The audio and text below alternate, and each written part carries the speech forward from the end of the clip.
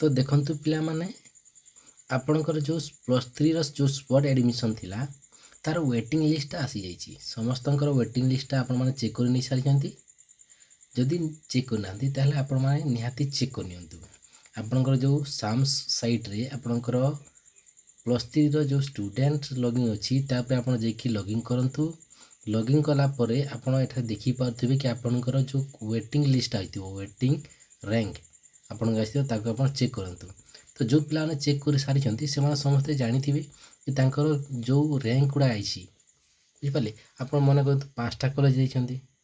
हला जो 5टा कॉलेज आपण माने आवेदन करिसंती से 5टा भितर आपणकर गोटे किबा 2टा किबा 3टा आसीछि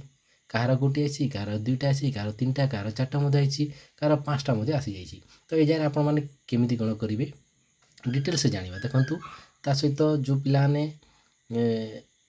कन्फ्यूज मध्य थिबे कि मु जो वेटिंग रैंक रे आसीछि एई वेटिंग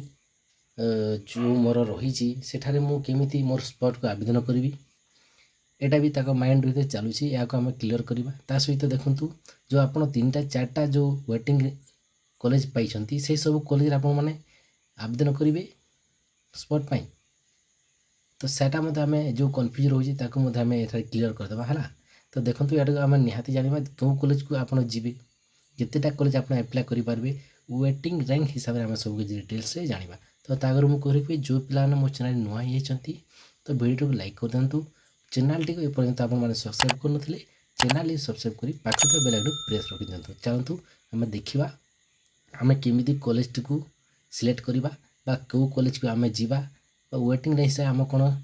डिटेल्स से हमें जदी बुझी की अप्लाई करबा स्पॉट पाई ताला हमें वैकेंसी सीट को पाई परिबा ठीक अछि तो चाहंतु देखिबा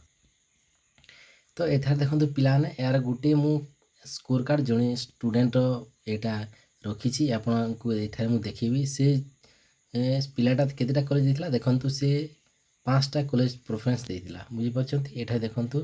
केतेटा देथिला ना 5टा कॉलेज माने एटा गुटे ऑप्शन देथिला फर्स्ट कॉलेज रे तापर सेकंड कॉलेज टी देथिला थर्ड देथिला फोर्थ देथिला और 5 से 5टा कॉलेज से ऑप्शन रे नैथिला बुझि पारले किंतु एठारे आपण मु देखंतु हमें जानिबा कि सही जो फर्स्ट कॉलेज देथिला से छुआटा तार करंट वैकेंसी केतेटा अछि ना 7टा अछि वर्तमान तो सेकंड कॉलेज तार करंट वैकेंसी केतेटा अछि 8टा अछि तापर जो थर्ड रे से जो जेथिला तार करंट वैकेंसी केतेटा अछि 5टा अछि तार 4 नंबर तार करंट वैकेंसी अछि 3टा आ जो 5 नंबर जो कॉलेजटा से देछि सेही कॉलेज रो वैकेंसी केतेटा 21टा अछि बुझि पारले तो एठारे आपण देखंतु कि आपण माने जो ए करंट वैकेंसी को देखिकी आपण को वेटिंग रैंक हिसाब रे हमें कंपेयर करिकी हमें को कॉलेज रे हमें जदि स्पॉट पाई आवेदन करबा इच्छिबा ताहले आपण को सेही सीट मिलिबा सेही कॉलेज हम सीट मिलि परिबो देखंतु एठारे आपण गुटे कंफ्यूजन रहउछि देखंतु तो एठारे आपण देखि नियंतु एठारे वेटिंग रैंक केते रहउछि यार रहउछि 447 किंतु एठारे वैकेंसी केतेटा मात्र 60टा तो 447 टा रैंक बहुत अधिक हो जाइछि तो एठारे से जो 7टा सही छुआ मन पाइयो जो माने ए 7टी सीट पाई एलिजिबल हेबे जो फर्स्ट 1 रु 7 पर्यंत थिबो ना सही पिला माने फर्स्ट माने सिलेक्ट हे जिवे बुझिला तो एठिरे मध्य पाइबार किछि चांस नै एटा मध्य पाई परिबो नाही ए छुआटी जदि याको स्पॉट पाई आवेदन करे बुझि पारले तापर देखंतु सेकंड अछि 8टा सीट अछि किंतु एठारे मध्य केते वेटिंग रैंक हाई अछि तो एठारे मध्य से छुआटी पाई परिबो नाही तापर देखंतु एठारे 5टी अछि तो एठारे तार वेटिंग रैंक केते अछि 125 अछि एठारे मध्य से छुआटी पाइबार चांस बहुत कम एठारे केतेटा सीट अछि ना एठारे अछि 54टा रैंक चलीछि किंतु एठारे सीट केते 3टा एठारे मध्य पाइबार तार बहुत चांस कम 50-50 भी कह जीव नहीं बहुत कम चांस अछि या पाइबार तापर आ गुटे देखंतु लास्ट रहउछि एठारे करंट वैकेंसी केतेटा अछि ना एठारे 21 टी करंट वैकेंसी अछि आ तार वेटिंग रैंक केते अछि 4 यदि याडे जदि रैंक वेटिंग रैंक रो संख्या कम होछि आ करंट वैकेंसी अधिक होछि ताले याडे सीट पाइबार चांस अछि तो फास्ट जेतेल से स्पॉट पाई आवेदन करिवो यदि एई कॉलेज टी प्रथमे देबो तो एई कॉलेज से तांकर स्पॉट पाई से एडमिशन नै पारिबो तो एटा आपण चेक करिंदु एमदी चेक करके पकेबे तो निहाती आपणकर स्पॉट पाई आपणको सिलेक्शन हे जिवो बा आपण एडमिशन टी नै पारिबे ତ ଏଇଟା ଯଦି ଆପଣ ଦେଇଦେବେ ଏଇ ଛୁଆଟି ଏଇଟା ଯଦି ଦେବ ସେ ନିହାତି ଏଠାରେ ସିଟି ପାଇବ। ସେଥିପାଇଁ ସେ କ'ଣ କରିବ ନା ଦେଖନ୍ତୁ ଫିଜିକାଲି ଏଇଟା ଆପଣମାନେ ଆପଣଙ୍କର ଯେଉଁ ସ୍କ୍ୟାପ୍ ରହୁଛି କମନ୍ ଆପ୍ଲିକେସନ୍ ଫର୍ମ ରହୁଛି ଏହାକୁ ନେଇକି କଲେଜକୁ ଯିବ। ଯେଉଁ ସବୁ ଡକ୍ୟୁମେଣ୍ଟ ଆବଶ୍ୟକ ରହୁଛି CLC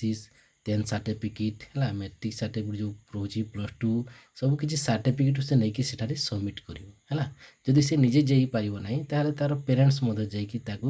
ସବମିଟ୍ କରିପାରିବେ ୱିଥ୍ ଭ୍ୟାଲିଡ୍ ID ମାନେ କିଛି ଗୋଟେ ଆଇଡେଣ୍ଟି ପ୍ରୁଫ୍ ନେଇକି ସେମାନେ ଯାଇକି ତାଙ୍କର ଡକ୍ୟୁମେଣ୍ଟକୁ ସେମାନେ ସେଠାରେ ସବମିଟ୍ କରିବେ। ଏଇଟା ମଧ୍ୟ କରିପାରିବେ। ତ ଏଠାରେ ଗୋଟେ ବୁଝିନିଅନ୍ତୁ ପିଲାମାନେ, ଯଦି ଆପଣ ଏଇ 5ଟା କଲେଜରୁ ମୁଁ ଗୋଟିଏ କଲେଜର କଥା କହୁଛି ଏଇଟା କନଫର୍ମ ହେବ ବୋଲି ଏଇ କଥାଟା କହୁଛି, କିନ୍ତୁ ଆପଣମାନେ ସ୍ପଟ୍ ପାଇଁ ଏଇ ସବୁ କଲେଜରେ ଆପଣମାନେ ଆବେଦନ କରିପାରିବେ। ବୁଝିପାରିଲେ? ତ ସବୁ କଲେଜରେ ଆବେଦନ କରିପାରିବେ। ମନେ କରନ୍ତୁ ଏଠାରେ ଆପଣଙ୍କର 7 ଅଛି କରେଣ୍ଟ ଭ୍ୟାକେନ୍ସି, ଏଠାରେ ୱେଟିଂ ର୍ୟାଙ୍କଟା ମନେକର ଆପଣଙ୍କର 9 ଅଛି, ତ ଏଠାରେ ମଧ୍ୟ 50% ଚାନ୍ସ ଅଛି ନା ନାହିଁ? ତ 50% ଚାନ୍ସ ଅଛି। ଏମିତି ବି କାହାର ଥିବ ଏଇଟା ଏହାର ସ୍କୋର କାର୍ଡ଼ ଅଲଗା ଅଛି, ତ ଅଲଗା ପିଲାର ଅଲଗା ୱେଟିଂ ର୍ୟାଙ୍କ ଥିବ। ଏଠାରେ ଯଦି ତା'ର ମନେ କରନ୍ତୁ 10 ଥିବ, ଏଠାରେ 8 ଅଛି କରେଣ୍ଟଟା, ତାମାନେ ଏଇଟା ବି ପାଇଯିବାର ଚାନ୍ସ ରହିଛି। ତ ସେମିତି ବି କିଛି ପିଲାର ୱେଟିଂ ର୍ୟାଙ୍କ ଥାଇପାରେ, ତ ସେମାନେ ଏସବୁ ଦେଖିକି ଆବେଦନ କରିବେ। କିନ୍ତୁ ଏଠାରେ ମୁଁ କହିବି ଯେତେଟା ଆପଣଙ୍କର ୱେଟିଂ ପାଇଁ ଯେଉଁ ଲିଷ୍ଟ ଆସିଛି, ଯେତେଟା କଲେଜ ଆସିଛି, ବୁଝିପାରୁଛନ୍ତି, ଯେତେଟା କଲେଜ ଆସୁଛି ସବୁ କଲେଜ ପାଇଁ ଆପଣମାନେ କ'ଣ କରିବେ ନା ସ୍ପଟ୍ ପାଇଁ ଆବେଦନ କରିପାରିବେ ନା ନାହିଁ? କରିପାରିବେ, ଆରାମସେ କରିବେ, ଆରାମସେ କରିପାରିବେ ହେଲା। ସବୁ କଲେଜ ପାଇଁ ଆପଣ ସ୍ପଟ୍ରେ ଆବେଦନ କରନ୍ତୁ। ତ ଦେଖନ୍ତୁ ଏ ଥିଲା ଗୋଟେ ଛୋଟିଆ ଇନଫର୍ମେଟିଭ୍ ଭିଡ଼ିଓ। ଆପଣମାନେ ଯଦି ଭଲ ଲାଗିଲା ଭିଡ଼ିଓଟି ଲାଇକ୍ କରିଦିଅନ୍ତୁ। ଚ୍ୟାନେଲରେ ଏପର୍ଯ୍ୟନ୍ତ ଆପଣ ସବସ୍କ୍ରାଇବ୍ କରିନଥିଲେ ଚ୍ୟାନେଲରେ ସବସ୍କ୍ରାଇବ୍ କରି ପାଖ ଥିବା ବେଲ୍ ଆଇକନ୍କୁ ପ୍ରେସ୍ କରିଦିଅନ୍ତୁ। ଭିଡ଼ିଓଟି ମୂଳରୁ ଶେଷ ପର୍ଯ୍ୟନ୍ତ ଦେଖିଥିବାରୁ ଆପଣମାନଙ୍କୁ ବହୁତ ବହୁତ ଧନ୍ୟବାଦ।